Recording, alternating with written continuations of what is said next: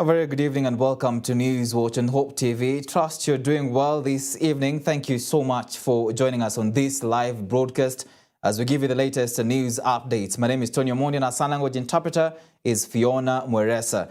Let's begin with our top story tonight. Now, a crucial parliamentary caucus allied to President Uhuru Kenyatta and ODM leader Raila Odinga is set to convene in Naivasha, Nakuru County this weekend for a two-day retreat in efforts to kickstart the Building Bridges Initiative BBI legislative agenda. The retreat, which will draw members from both Jubilee and NASA coalitions, has however raised questions from politicians allied to Deputy President William Ruto, who claim they've been locked out. Our current affairs reporter Dickens Luvanda tells us more about this meeting that will be happening this weekend. Regional inequalities that have long driven. Less than a week after the official launch of the final report of the BBI, pro-BBI lawmakers are slated for Naivasha over the weekend for a retreat that will unveil the roadmap for the implementation of the proposals in the crucial document. President Uhuru Kenyatta and his political partner Raila Odinga are expected to chair the meeting on Sunday, which will only be open to the invited only, as the two leaders seek to build consensus on the crucial issues in the BBI report. The meeting, which reports say will include at least 250 MPs out of the 416 lawmakers, will see them discuss, among others, concerns by senators that since the National Assembly will vet the Prime Minister and other ministers, then it should be given the mandate to vet and impeach such officials. With a consensus, senators, according to the Majority Whip Irungu Kang'ata, feel there is need to relook the issue of Senate having to show the burden of National Assembly's failure to meet the gender threshold. That is the discussion we need to have. However, Deputy President William Ruto's allies have decried being left out of the key BBI meeting, saying those invited are persons who will rubber stamp recommendations by Kenyatta and Odinga. Wamealika wabunge kule Naivasha na wamealika wabunge wale wa kusema yes sir, sio wale wa kuuliza swali. Wamealikwa kule Naivasha kutoka Sunday all through kwenda kudiscuss BBI na kusema yes sir. Sisi watu wa hasla wa kusimamia wamama wa mboga wamekataa kutualika. Wamesema sisi hatufai kwenda huko na BBI lazima ipite. Wanaenda huko kupitisha ati bilioni 14 zikuje zipige kura. Wewe mwenye unalipa tax 14 billion ndio itatumika kwa referendum. Even though majority of President Kenyatta and Odinga's allies are against further amendments to the BBI report, DP Ruto has had reservations over some of the BBI recommendations, saying they ought to be publicly discussed and amended for the safety of the low-income mwananchi. ANC party leader Musalia Mudavadi, on the other hand, met youthful Team Kenya senators from both sides of government to consult on the recently launched BBI report, with the leaders agreeing to push for the opening of a window for a further all-inclusive consultations on the contents of the BBI report as a way of arriving at a win-win and contested referendum. We have agreed that the ministry will enhance communication with the Council of Governors and counties on future engagement. Governors, on the other hand, have already retreated to Mombasa to study the document, especially the proposed increase of revenue allocation to counties from current 15% to 35%. The proposed increase has enticed the county chiefs, especially first-term governors, who want more resources to enable them fulfill their campaign pledges. Failure to create a third tier of government has dampened the spirits of second-term governors who had hoped to remain politically relevant upon expiry of their terms. Failed conflict in our country. Dickens Luvanda, Hope TV News Watch. Moving on, a court in Nairobi has jailed two terrorists who were convicted of taking part in the 2013 terrorist attack at Westgate Shopping Mall in Nairobi. Mohammed Abdi and Hussein Hassan were convicted by Nairobi Chief Magistrate Francis Ndai and will serve for 33 and 18 years in prison. The magistrate handed Mohammed 18 years for conspiracy to commit a terrorist act and 15 years for offering support to the terrorists who killed and injured people in the shopping mall.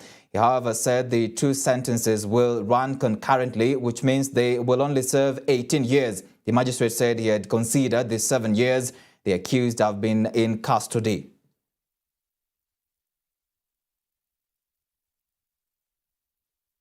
And Deputy President William Ruto has asked leaders to stop interfering with the work of independent institutions in the country. The DP took issue with ODM leader Raila Odinga for what he termed as unwarranted attacks on the Independent Electoral and Boundaries Commission (IEBC) over the referendum budget in line with the BBI proposals. Raila on Thursday dismissed the position taken by IEBC that a referendum will come at a huge cost to the taxpayer. Our reporter Alice Diana has more on this story. A day after the ODM party leader Raila Odinga called for the overhaul and streamlining of the Independent Electoral and Boundaries Commission (IEBC), alluding to alleged schemes to rip off the country during elections, Deputy President William Ruto has come to the rescue of the commission. Raila, who previously had projected that 2 billion shillings will be sufficient to carry out a referendum process before the 2022 general election, laughed off IEBC's claims that a referendum to pass the Building Bridges Initiative report will cost up to 14 billion shillings, terming the budget as outrageous. In a quick rejoinder, IEBC boss Wafula Chebukati termed Raila Odinga's claims on the cost of a referendum as unfortunate and lacking objectivity. Deputy President William Ruto now says it is wrong for some leaders to meddle with the work of independent bodies, noting that such a move would undermine their credibility. Speaking in Kangema and Mathioya towns in Murang'a County on Friday, during a boda and women empowerment programs respectively, the Deputy President said independent institutions should be given ample time to discharge their duties. Mimi nataka niulize wale wote hasa sisi tulio viongozi. Kila mtu afanye siasa yake kwa kona yake. Tuachane na independent institutions.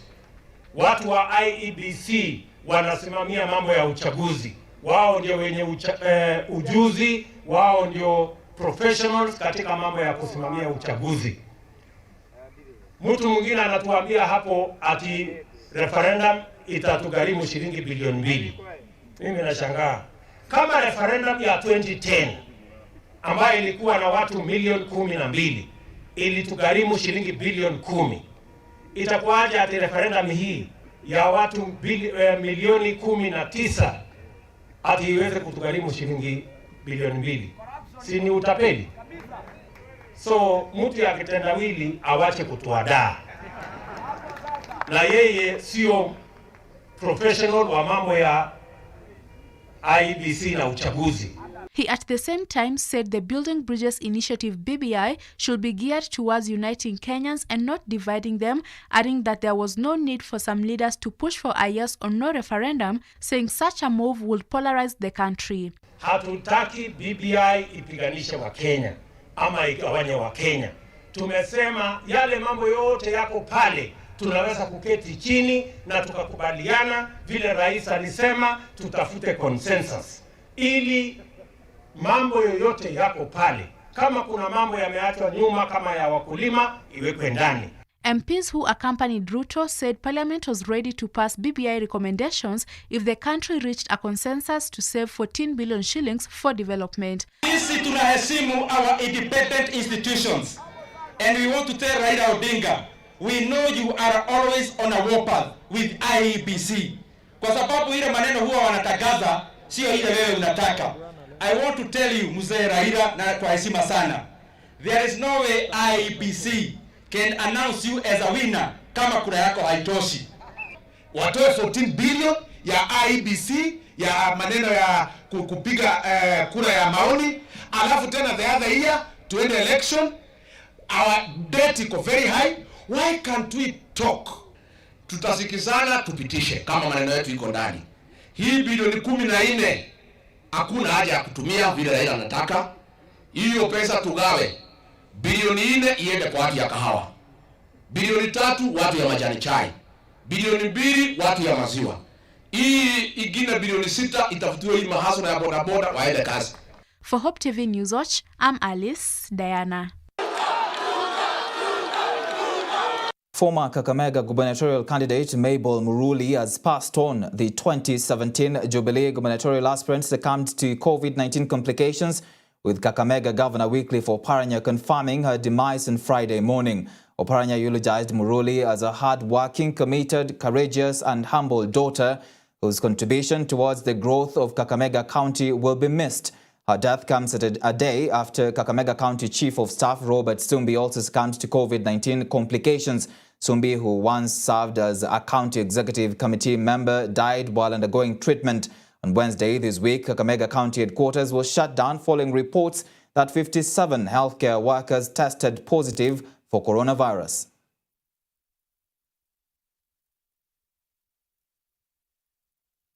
As coronavirus cases continue to surge in the country, 10 more people, students and staff at the Miranda High School in Siaya County have tested positive for coronavirus after a targeted testing. According to the County Health Chief Officer Eunice Foyer, the test results were announced on Thursday evening and that the county's emergency response team is examining students to establish who should be taken to Bondo County Hospital for isolation. The Ministry of Health conducted the tests after one student tested positive at the school last weekend. The county's Department of Education has, however, assured parents that there is no cause of worry as the situation is under control. The County Education Department is working with the Ministry of Health to ensure safety of learners in all the institutions across the county. This even as Education CS Professor George Magoa said that schools will not be closed despite a surge in new infections.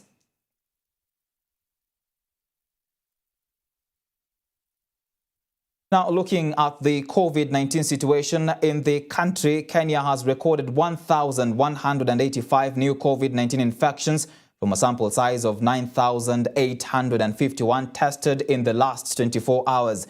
The new infections now push Kenya's total COVID-19 caseload to 53,797. 1,145 of the new cases are Kenyans, while 40 are foreigners. 733 of them are male, while 452 are female, with the youngest patient being an 11-month-old baby, while the oldest is 93. The Ministry of Health has also announced that 17 persons have succumbed to the virus, pushing the total number of fatalities to 981. At the same time, 272 patients have also recovered, with 203 coming from the home-based care program and 69 from various hospitals across the country. So far, 35,876 people have recovered from the virus. In terms of county distribution, Nairobi County leads with 373 cases, followed by Nakuru with 157, Mombasa 118, Kiambu 94, Kisumu 61, Uasin Gishu 51, Kericho 39, Kakamega 38, Kisii 27, Narok 25, Trans Nzoia 22, Bomet 22, Kajiado 20, Siaya 19, Machakos 17, Bungoma 16, Meru 15, Busia 14 cases, Makueni 10, Kilifi 8, among other counties that have recorded single digits.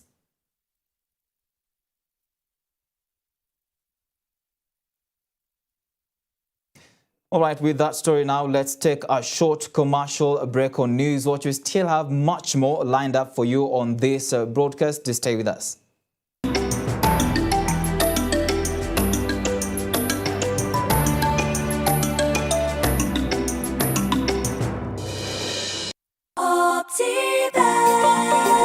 Welcome to Rafiki Gardens along Kangondo Road by Optiven. This is an ideal and affordable piece of investment that is strategically placed within the Nairobi metropolis. Rafiki Gardens is close to key social amenities like schools, banks and shopping malls. This project comes with ready title deeds, Maram roads and a marking fence round the property. Get a plot at only 695,000 Kenya shillings cash price. You can also pay a 50% deposit and pay the rest in 6 months installments. Call us today on 0702 8310 83 or visit www.optiven.co.ke.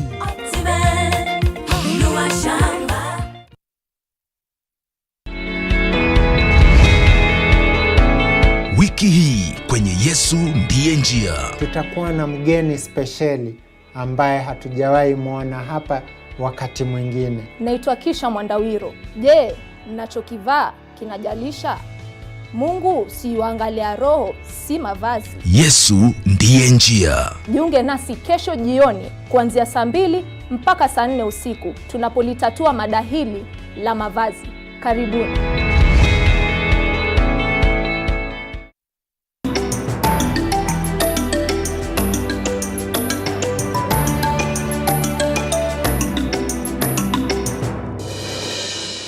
Welcome back. You're watching Hope TV News Watch. Our Action Aid, a global justice federation with roots in Kenya, has released a report that covers barriers to accessing education for girls. The report was undertaken in 9 marginalized counties in the country, including West Pokot, Baringo, Migori, Taita Taveta, Garissa, Kajiado, Embu and Isiolo, indicating that violence against girls is a major barrier to accessing education.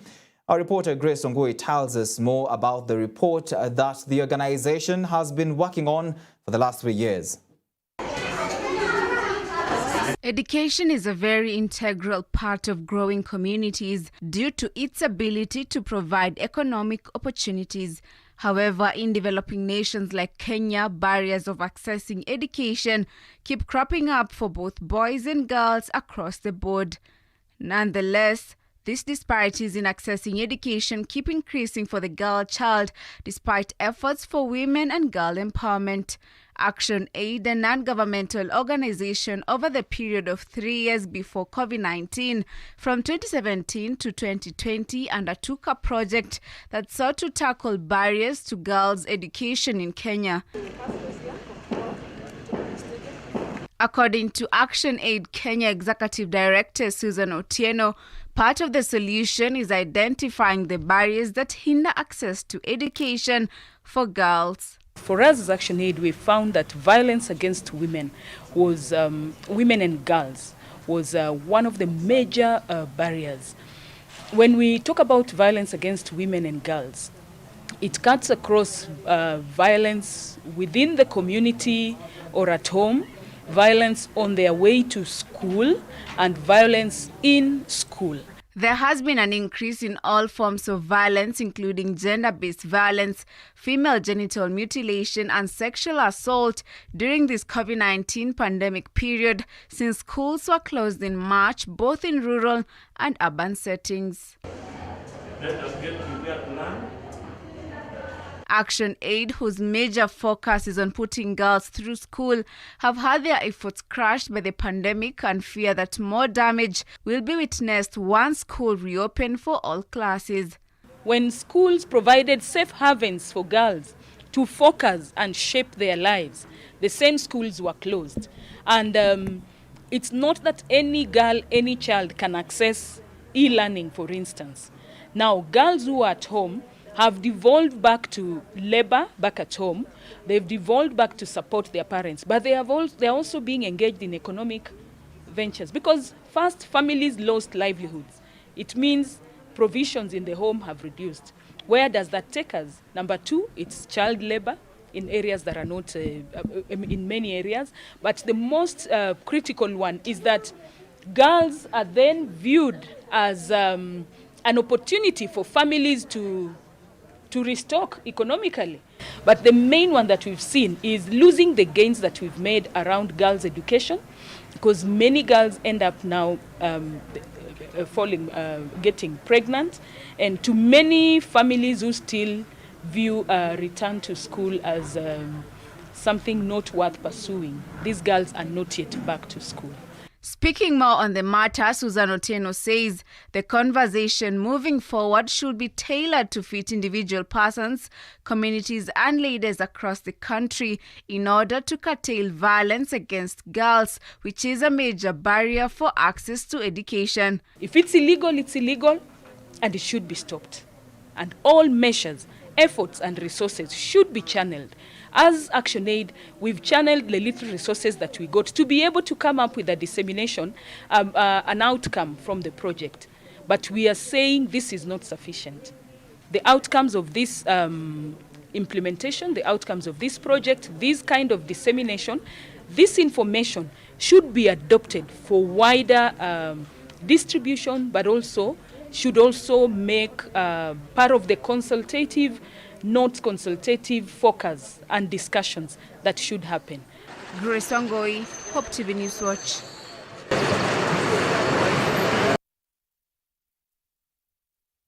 Moving into the counties now, Baringo Governor Stanley Kiptis has called on politicians eyeing his seat come 2022 to be patient and let him work for the people of Baringo. The first-time Jubilee Party governor says time is not ripe for 2022 politics, and so persons eyeing the Baringo gubernatorial seat should join him in working to fight corruption and ensure development projects in the county, including ensuring the war on corruption is won.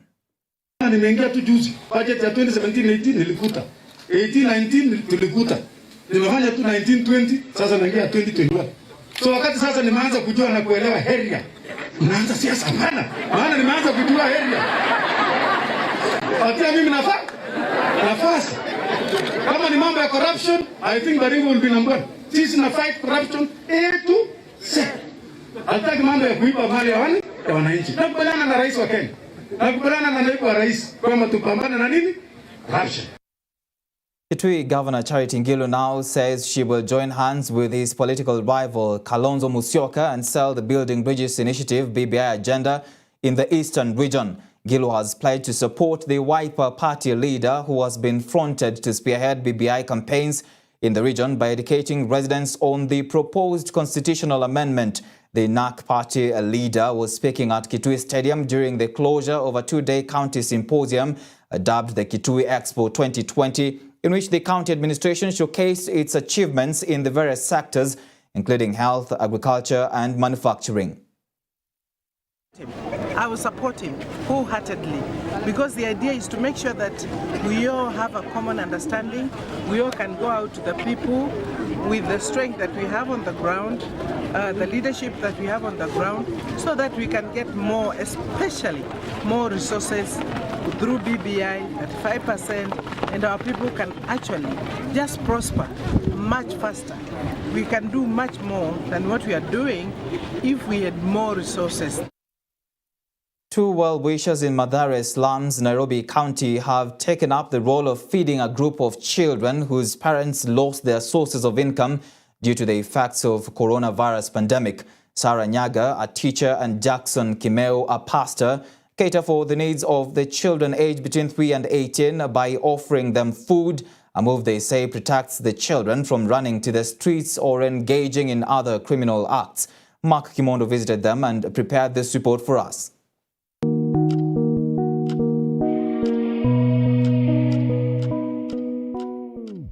The onset of the COVID-19 pandemic, food insecurity has increased in Kenya, with the most affected households being those with children.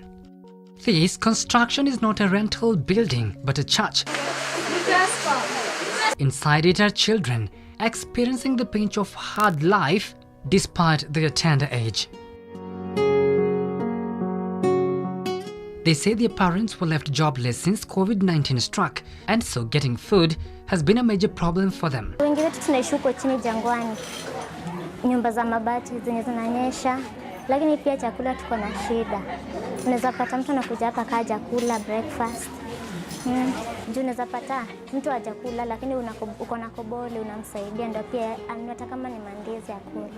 They assemble here daily, not to pass time, but to attract the warmth of unity. Life has turned its face from them. Unaitisha mamako chakula na kuambiaje leo hajapata. Inabidi ulale hivyo. Their parents are even unable to afford face masks for them. Kama mimi sina mask, mamangu ana pesa. Juu kuna mask wanasema ni 20 bob. Hiyo 20 bob utanunua mask kama utanunua sukuma ya kukula jioni. Now, with the government directing grade 4, class 8 and form 4 students to resume school, many students who had thirst for academics were happy, except this family of innocent souls. Singependa fungue hivi karibuni juu venye mamangu alikuwa mali, mamangu alikuwa anaenda kazi alivutwa. Shule ingefunguliwa tungeendaje? Juu watu wengi wanasomanga kwa neema. Si kila mtu upata kusoma.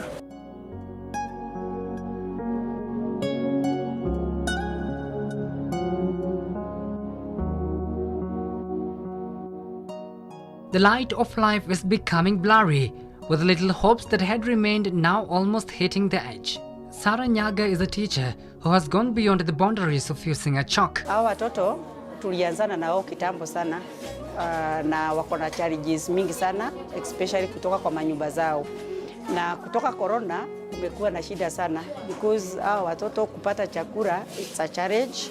Tukonja tunasikia bado tumewachukua wazazi nyumbani, wanatoka kazi isili hawana kitu, wanakuja wanaanza kulia, wanashindwa watafanya nini. Together with Pastor Jackson Kimei of Evangelistic Church, which houses the children, the duo have remained the rock of hope for these young ones. Wana chakula, wazazi wao walipoteza kazi, wengine walikuwa na biashara zikaisha, kwa hivyo wakawa wako na mashida sana. Tumekuwa na wao muda wote, unaweza kwenda kutoka saa 3 wameshakuja kwangu. For people living in both formal and low income areas like Mathare, fear of coronavirus goes hand in hand with anxiety, not knowing where the next meal will come from. The fact that Sarah strives to feed them doesn't spell out that her pocket is wealthy, but she is of the idea that giving it a try is worth more. Hawa watoto hapa wako na njaa sana, wangetaka mwasaidie chakula. Haya vile watafungua shule, wengi hawana uniform, viatu, school fees, hata kwa manyumba zao. Wengi ni wale wamefungiwa, wazazi hawana kazi.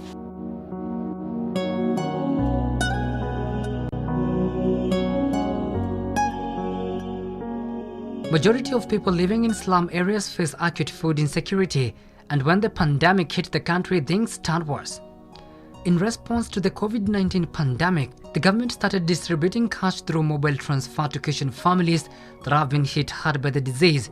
The question remains if families of these young ones ever benefited from the weekly program.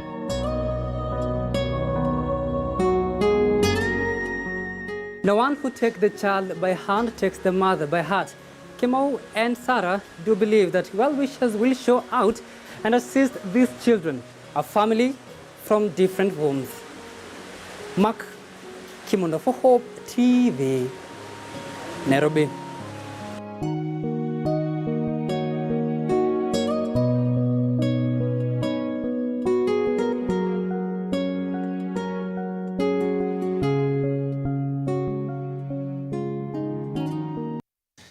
Moving on, the National Council for Population and Development, NCPD, has partnered with religious institutions to stem cases of teenage pregnancies in Nyandarua County. The partnership was unveiled when the two sides held their first meeting at the County Commissioner's boardroom in Olkalau Town. The county has witnessed cases of runaway pregnancies among teenage girls, with over 800 schoolgirls falling victims ever since schools were closed in March this year due to COVID-19. Data from the county government of Nyandarua itself indicated that in the first half of this year, that is from January to June, we had 834 teenagers who had got pregnant. And therefore we felt as an organization that if we partner with the religious leaders, we will be able to have an enhanced kind of public education towards these young teenagers, so that we may be able to reduce this number, or rather we may be able to reduce the prevalence or the rate at which our teenagers are falling pregnant. We have talked and we have tried to see how we can come together as religious leaders and work as a team to see how we can talk to the youth, talk to the parents because they are also party to this, talk to the other people who are stakeholders, so that together we can see how to arrest the issue. Ninatoa mwito wa wazazi wote, viongozi wote wa kidini, tuwe na hii nafasi ya kuambia watoto wetu ukweli, tusiogope. We are living in difficult times with coronavirus pandemic ravaging the country and the entire world, affecting the economy, with Kenyans now finding it hard to put food on the table and leave alone paying for medical care. Our reporter Grace Soila brings us a story about a man living with disability in Narok who struggles every day to make ends meet despite his amputated leg. Living with disability brought about by a terminal illness that led to amputation of his right leg in these times is hard enough, and having to try and make ends meet with that disability in this coronavirus pandemic era can only make one break down. But Joseph Maina is not someone who loses hope. Born in Narok Town and after completing his primary education at Masikonde Primary School, Maina could not proceed to secondary school as his parents were unable to pay his fees and instead moved to agriculturally rich Melili area in Narok North to be a farmhand, and later got a family before sickness set in. The 60-year-old was born a normal human being with all his limbs until cancer struck one of his legs. Wakati niligonjekaga mguu yangu, nilikuja hospitali hapa Narok tu. Ikasemekana mguu yangu iko hali mbaya, tumbo Kenyatta. Na nikaenda nikatengenezwa Kenyatta, wakaniambia hii mguu yangu ndio ipone, inabidi ikatwe. He was diagnosed with foot cancer in 2007 and since then has been battling the disease with all his might and wits. The medics amputated his leg below the knee in the first surgery and above the knee during the second surgery, and thereafter declared his foot free from cancer. Despite all these, Maina puts on a brave face and lives one day at a time and still goes on with his shoe shining duties and repairing shoes, and during a dusty or rainy day, you might stop over to get your shoes dusted and shined. Rafiki yangu mmoja fudi akaniambia sababu mimi ni fudi kuja nikufuze kazi ya kushona viatu ili wewe ukijitafutia riziki. Nilikubali. Akanifuza. Nikaona ni sawa, nikajua. Sasa nikakuja mahali hapa sasa niko. Najitafutia riziki yangu hapa. Tunakuja hapa kama viatu zetu ziko na vumbi, anatupanguzia, anang'arisha.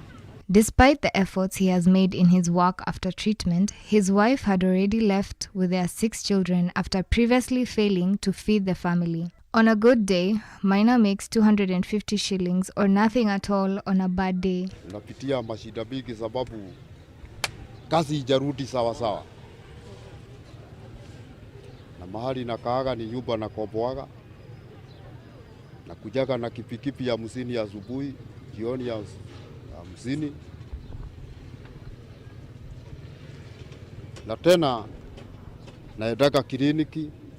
Nyumba inatakiwa kulipwa, napitia mashida mingi. His friends Zakayo Kagodho, Atout, Benjamin Memusi and Peter Thigari say the man has struggled to make ends meet and it's time the government considers his condition and help him out. Kwa kweli wenyewe anapitia maisha magumu. Hata chakula ya tumbo kupata mbele za Mwenyezi Mungu sikuficha. Msikilizaji mwenzangu, haki ni uchungu kupata hata 50 bob. Anakosanga. Tunasaidiana kimaishana, kusaidiana. Kutoa vitu zake hawezi tembea. Apate kitu tu hata kama ni ka room ya kazi. Reporting for Hope TV News Watch, I'm Grace Soila. With that story from Grace Soila, we want to take another short commercial break on News Watch. When we come back, of course, we'll be looking at business news, what is happening internationally, and sports news. Just stay with us.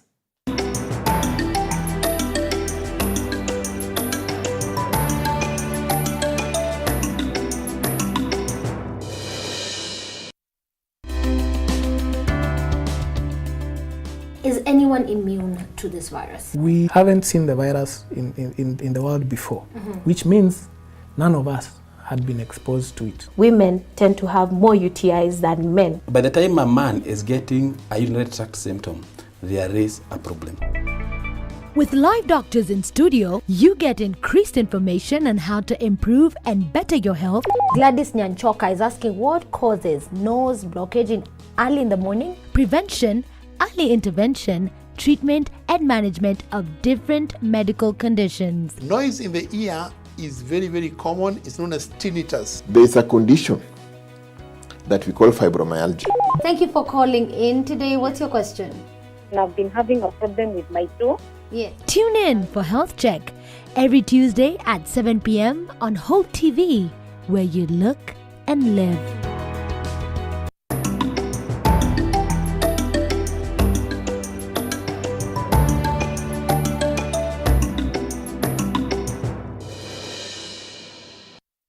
Welcome back. Tourism and Wildlife Chief Administrative Secretary Joseph Boynet has lauded the private sector for playing a key role in the implementation of destination management and the revival of the tourism sector in Kenya.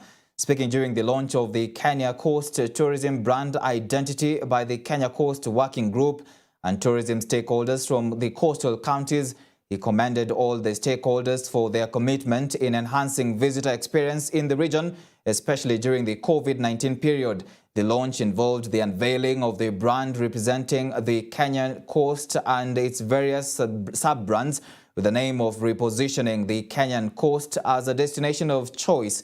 Also present was Kenya Tourism Board CEO Dr. Betty Radier, who said the rebrand is key to showcase the diversity of Kenya's tourism. We have a wonderful, wonderful bunch of 8 brands that will now position this product that we call the coast and the experiences at the coast at another level. We all know that the coast region forms one of the critical pillars of Kenya tourism, and therefore we must all support the efforts of folks at the coast. In a bid to enhance forest cover in the country, Absa Bank Kenya PLC has announced a commitment to plant 10 million trees across the country by 2025 in line with the bank's renewed sustainability agenda. As part of the 13 commitments that address diverse SDGs, the bank further announced a commitment to equip 1 million youth with the requisite employment and entrepreneurial skills under its Ready to Work program by 2023. Absa Bank Kenya Managing Director Jeremy Awori said the bank's ambition is to become a leading purpose-oriented African bank that is deeply rooted in the countries it serves. We are announcing a commitment to plant 10 million trees in the next 5 years. We will achieve this by working in tandem with our colleagues, customers, partners, and all our stakeholders. We commit to increase biodiversity and encourage environmental responsibility through planting trees. We seek to do this through promotion and facilitation of good governance in the conservation and management of environment and forest resources for equitable and sustainable development.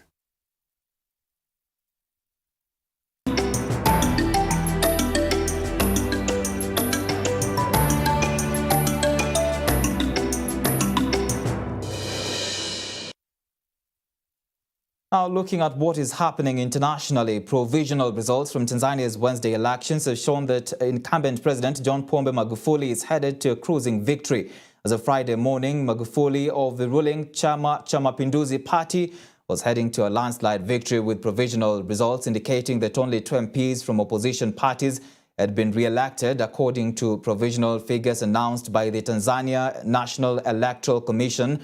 From the 264 parliamentary seats up for grabs in the election. Magufuli's closest challenger, Tundu Lissu of the Chadema party, already rejected the election, saying it was marred by irregularities, claims that have been backed by the U.S. Embassy in Tanzania. In the archipelago, Zanzibar, the Zanzibar Electoral Commission on Thursday evening declared Dr. Hussein Ali Mwinyi, son of Tanzania's second president, the new leader of the revolutionary government, after he garnered 76.27% of the vote, defeating veteran opposition leader Saif Sharif Hamad of ACT, Wazalendo, and other contenders from CUF and Chadema.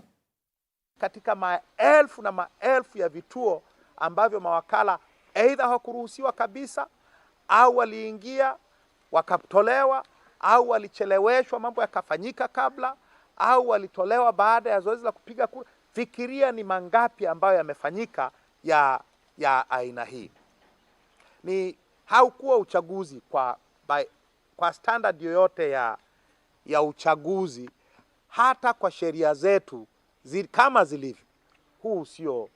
Huu haukuwa uchaguzi. With just few days to go before U.S. citizens go to the ballot, President Donald Trump and rival Joe Biden are working round the clock to win over the swing state of Florida with competing rallies. The two are planning to crisscross Midwestern battleground states, with each staging 3 events across the critical region. Both plan to appear in Minnesota, Wisconsin, and Michigan, even as they remain neck and neck in the race for the presidential election slated for November 3rd.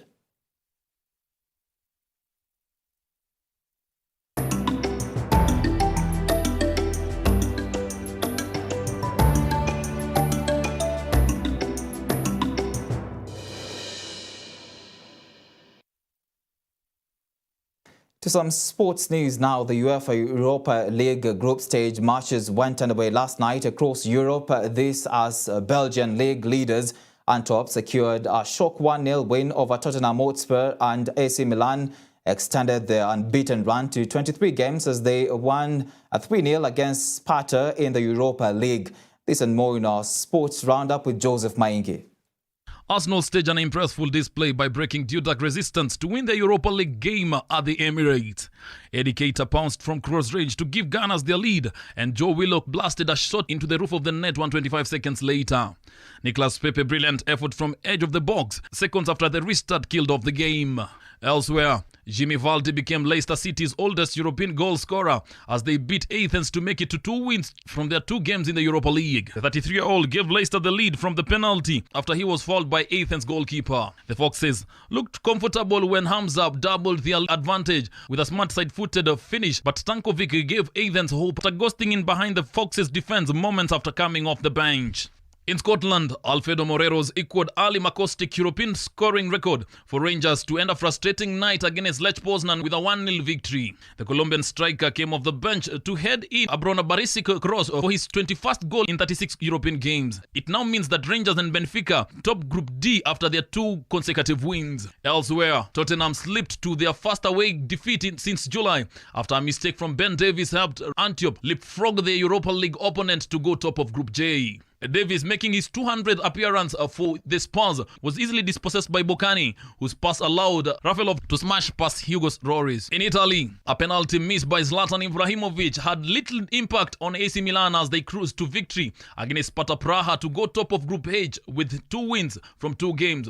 Whilst in Group L, Hoffenheim made it to 2 wins out of 2 with a 4-1 win over bottom Ghent, while El Fado Ben Nabuhane scored twice for Red Star Belgrade, moving them second in Group L with a 5-1 win over Slovan Liberec. Well, that's your sport. Have a blessed evening. I'm Joseph Maingi. That report brings us to the end of this live broadcast of Newswatch. Many thanks for staying with us. My name is Tony Mondi, and our sign language interpreter has been Fiona Mweresa. Have a blessed weekend.